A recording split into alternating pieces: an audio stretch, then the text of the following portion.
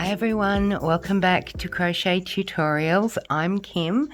In this video we are going to have a look at how to make this fantastic little pom-pom border. This is my Harlequin blanket, of course, and this is the last video in regards to how to make this.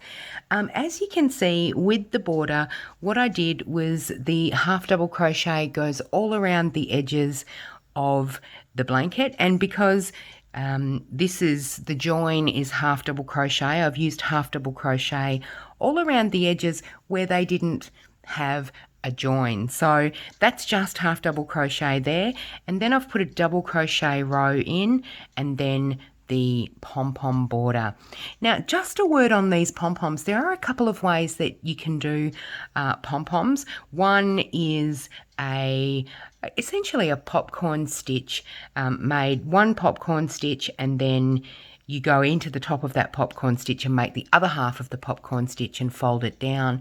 And from what my experience, it actually tends to make a pom-pom that is more like two halves of an open shell or something, and I kind of don't like that. So this is the way to create these pom-poms that are solid little pom-poms, and as you can see, I've made them alternating heights. So we've got a tall one, a shorter one, and a tall one, and a shorter one. And the way I did this was because I wanted the colours, well, I couldn't decide which colour to do the entire border with. I could have just done white, but I really wanted to bring those colours out into the border as well. So I just used the corresponding colour on those individual segments, and wherever it was between two colours, I've just used the white, and it just looks fabulous.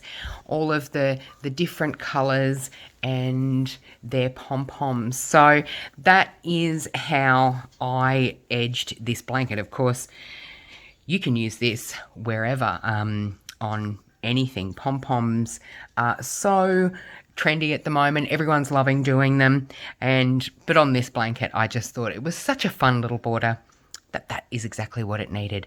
All right, let's get started on how to do it. I have one segment to go, and I've waited until recording this video to complete that, so my daughter will be very happy that this blanket is finally finished.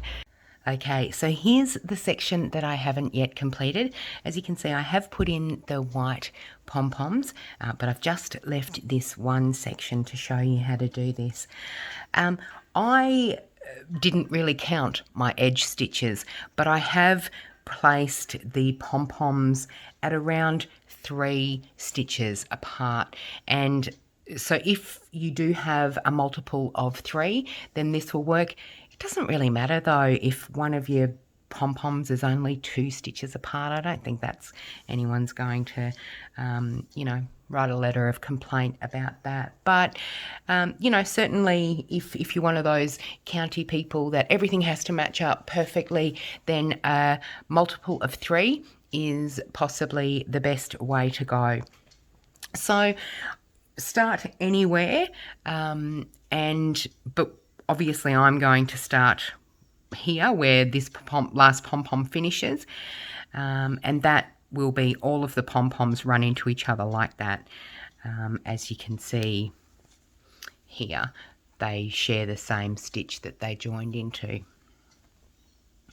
So just to get that in there, there's one of my dog's hairs. He's always donating hairs. I'll just zoom in a bit. Okay, so this is really easy. Essentially, you just chain 6 and then do a double crochet into the 4th, or a treble crochet if you're in the UK, into the 4th chain from the hook. So that is 1, and make that a full stitch. And then we're going to do a 4 double crochet together, or a little cluster stitch if you'd prefer to call it that, by just yarning over and going into that same chain, yarning over and pulling up a loop, yarning over, pulling through 2 and leaving that there, and then doing that 3 more times. So 2 and 3. and you'll end up with 5 loops on your hook like that. And then just yarn over and pull through all 5 loops. Take your hook out and come in under this chain. So when you chained 6 and then you double crocheted into the 4th chain from the hook, you're left with this little chain 3, and just go in under that, grab your loop and pull it through there. And then you need to just go into, this is the space here where you placed all your stitches, but there's this little space right next to it where you go in and just do a slip stitch to finish that popcorn, and then chain 3, skip 2 stitches and attach with a slip stitch in that 3rd. So I'll show you how to do that again, but this time to make the alternating sizes we're going to chain 8. 2, 3, 4, 5, 6, 7, 8. And again we're going to go into the 4th chain from the hook and place just a double crochet. And it's this chain 3, that we're going to come in under when we make that closing slip stitch for the pom-pom. Then yarn over, go into that same stitch and do the 4 double crochet together. 2, 3 and 4. Yarn over, pull through all 5 loops, take that hook out, go in under that chain, grab the loop again and bring it out through that chain. And then not this space where you've done all your stitches, but just this one right under it, slip stitch to close the pom-pom, and then chain 4 and skip 2 stitches again, 1, 2, and attach in that 3rd. So one more time, chain 6, 2, 3, 4, 5, 6, and this is for the smaller height. So the shorter one, we've got a short one and a tall one, and now we're going to make a short one again. Double crochet into the 4th chain from the hook, double crochet, and then put in the 4 double crochets together, 2, 3 and 4. Yarn over and pull through all 5 loops, pull that loop up a bit, take the hook out, and in under that chain, grab that loop again, pull it through that chain space and into the bottom of that chain essentially, to slip stitch to close the pom-pom, and then chain 3 one more time for the second leg, skipping 2 stitches and slip stitching into that 3rd space. So as you can see, the pom-poms are a little bit more robust than they are when you make 2 popcorn stitches and join them together as a full pom-pom. I kind of like this because it's not going to come apart in any way. I'll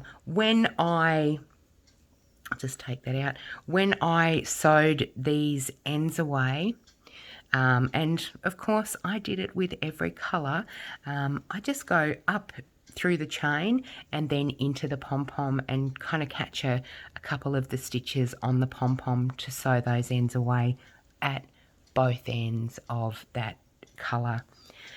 But as you can see, it's just this wonderful effect, and if you can see the photos, which I'll put in, it just finishes this blanket really nicely.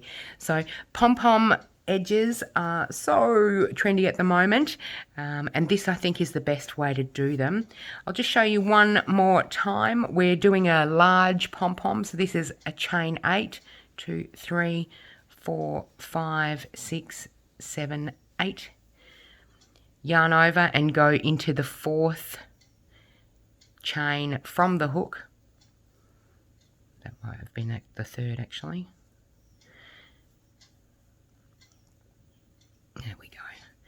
and make a double crochet, and then in that same chain we just need to put a double crochet 4 together. So that's 1, 2, 3 and 4, and then yarn over and pull through all 5 of those loops.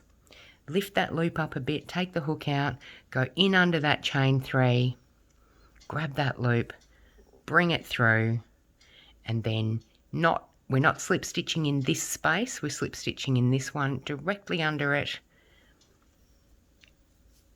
slip stitching to close the pom pom, and then chaining 4, skipping 2 stitches and attaching in the 3rd. And as I've said, it doesn't really matter if one of your if you count and your count's wrong and you have to only skip 1 stitch and attach in the 2nd. It's not really going to make much of a difference, but I do think that if you can skip the 2 stitches, it gives the legs of the pom-pom a really nice sort of posture. All right, I hope you use the pom-pom border and enjoy it, because it's a wonderfully tactile little thing. All right, thank you so much for watching, and I will see you in the next video. Have a great day.